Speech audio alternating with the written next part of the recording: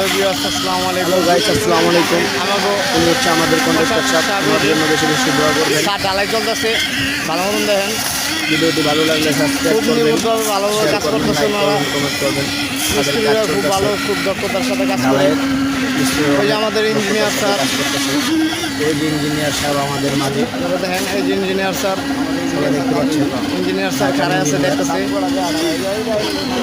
এই স্যার আপনি দেখেন পুরো ঢালা স্যার,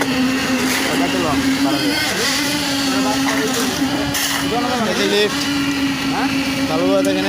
এই যে আমার বড় ভাই কাজ করে।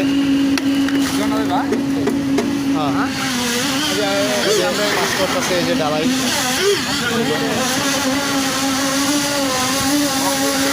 এই যে আমার দাদা দাদা দাদা ভালো আছেন?